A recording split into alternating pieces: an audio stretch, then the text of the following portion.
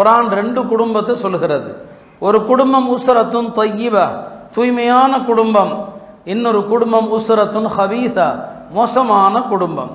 இந்த தூய்மையான குடும்பம் யாரு? நல்ல கணவன் மனைவியாக வாழ்ந்தவர்கள், மார்க்கத்தை பேணியவர்கள்.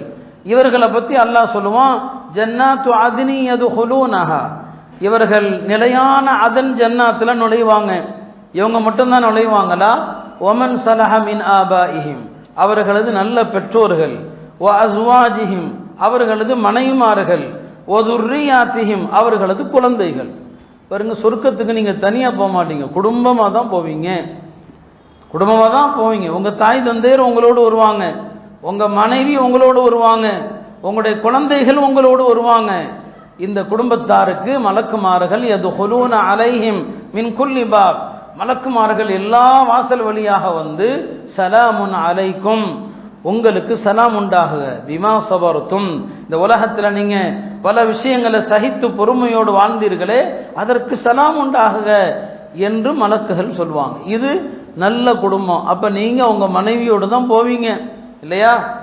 இந்த மனைவி தான் நாளைக்கு சொர்க்கத்திலையும் வருவாங்க. இன்னொரு குடும்பத்தையும் அல்லாஹ் சொல்றான், கெட்ட குடும்பம். அல்லாஹ் சொல்லுவான், வஹ்ஷுருல் லதீன ஸலமு வ அஸ்வாஜஹும் வமா கானூ யஅபுதூன மின் தூனில்லாஹ், யார் உலகத்தில் காஃபிர்களாக, பாவிகளாக, முனாஃபிக்குகளாக வாழ்ந்தார்களோ அல்லாஹ் அவர்களை நரகத்துக்கு அனுப்பும் போது நீங்களும் உங்களோடு வாழ்ந்த வழிகட்ட மனைமார்களும் எல்லாம் நரகத்துக்கு போங்கிறான்.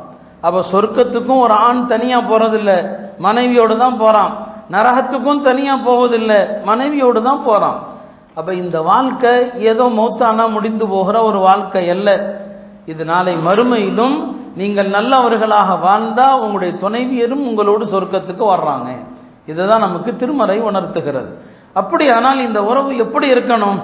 சில விஷயங்கள் நமக்கு பிடித்த மாதிரி இருக்காது.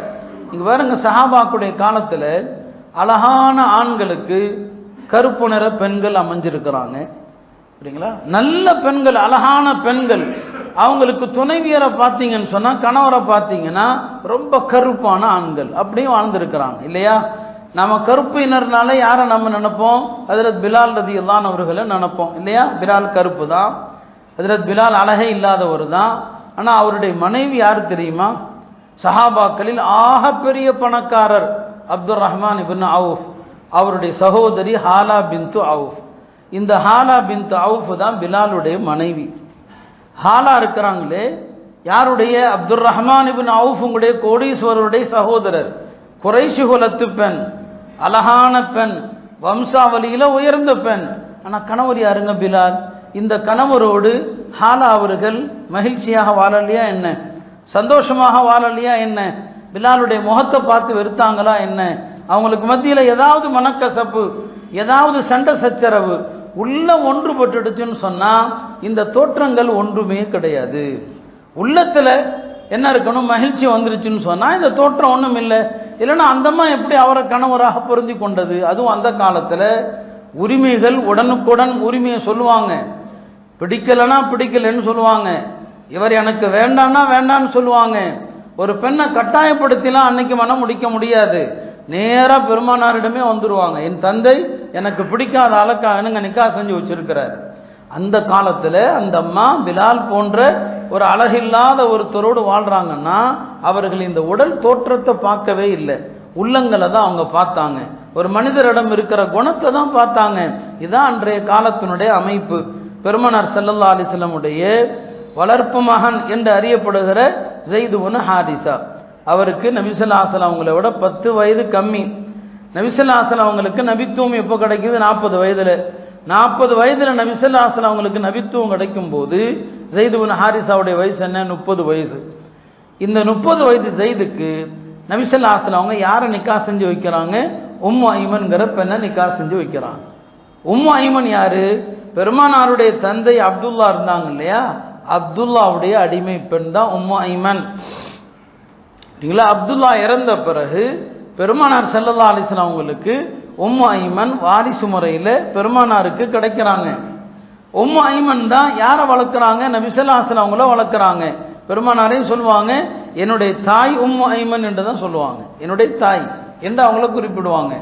உம்மு ஐமனுக்கு வயது அதிகம். ஸைது பின் ஹாரிசாவுக்கு 30 வயசு. ஐமன் அவரை விட பல வயசு அதிகம். கணவன் மனைவிக்கு மத்தியில் உண்மையான அன்பு இருந்துச்சுன்னு சொன்னா வயது ஒரு பிரச்சனையே கிடையாது. நபி ஸல்லல்லாஹு அலைஹி அவங்க ஸைது பின் ஹாரிசாவுக்கும் ஐமனுக்கும் நிக்காஹ் செஞ்சு வைக்கிறாங்க. ஐமன் வயதிலையும் மூத்தவர், ஏற்கனவே கல்யாணம் ஆகி பிரிஞ்சவங்க, கருப்பு நிற அடிமைப்பன். ஸைது பின் ஹாரிசா அழகா இருப்பார், வயசும் சின்ன வயசு தான், நிறமும் வெள்ளை நிறம். ஆனா பாருங்க, 2 பேரும் திருமணம் செஞ்சாங்க, ஒரு குழந்தை பிறந்துச்சு. அந்த குழந்தைக்கு பேர் தான் உசாமத்து பின் ஸைத். இப்போ இவங்க 2 பேரும் சந்தோஷமா வாழலையா? ஐமன் ரலியல்லாஹு அன்ஹா பெருமானார் ஸல்லல்லாஹு அலைஹி வஸல்லம் அவங்க இறந்து 5 மாசத்துல வஃபாத் ஆயிட்டான். ஒரு சொர்க்கத்து பெண்ணை பார்க்கணும்னு சொன்னா ஐமனை பாருங்கன்னு சொன்னாங்க. அப்போ ஸைது பின் ஹாரிசாவுக்கும் ஐமனுக்கும் எவ்வளவு பெரிய வயது இடைவெளி இருக்கிறது. ஆனா 2 பேரும் திருமண வாழ்க்கையில சந்தோஷமா இருக்கிறாங்க, மகிழ்ச்சியா இருக்கிறாங்க, குழந்தையும் பெறாங்க. ஸைது பின் ஹாரிசா மூத்தா போர்ல ஷஹீதாகிறாங்க. ஐமன் பெருமானார் இறந்த பிறகு 5 மாசத்துல வஃபாத் ஆகிறாங்க. அப்ப கணவன் மனைவிக்கு மத்தியில வயது ஒரு பிரச்சனையே கிடையாது. ஏன்னா இன்னைக்கு அதையும் ஒரு பிரச்சனை, அழகு அதை ஒரு பிரச்சனை, எல்லாத்தையும் நாம பிரச்சனையா பார்க்கிறோம்.